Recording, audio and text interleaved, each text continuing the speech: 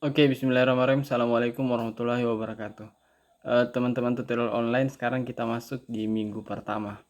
Nah, di minggu pertama ini teman-teman sekalian di kelas tindak pidana korupsi, kita akan mendiskusikan tentang hal-hal dasar atau fundamental yang berkaitan dengan tindak pidana korupsi.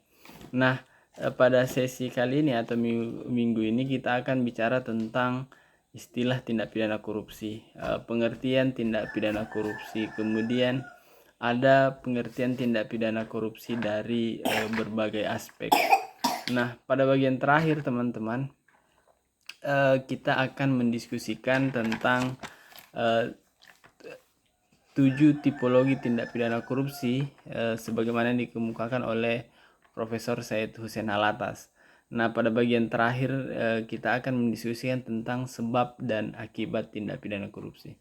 Nah, saya kira ini penting ya untuk memberikan pemahaman dasar kepada kita tentang tindak pidana korupsi itu sendiri. Sebagai contoh misalnya pada bagian akibat tindak pidana korupsi itu banyak sekali hal-hal mendasar yang harus dipahami. Misalnya sebab tindak pidana korupsi itu kan disebutkan ada budaya feodalisme, kemudian ada lemahnya manajemen kepemimpinan, kemudian ada erosi moral, ada gaya hidup yang kemudian konsumtif, adanya faktor kemiskinan dan pengangguran, kemudian penegak hukum dan produk hukum itu sendiri.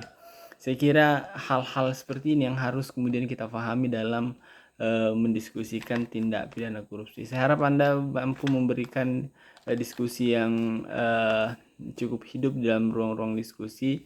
Saya akhiri, billahi taufiq wal hidayah. Wassalamualaikum warahmatullahi wabarakatuh.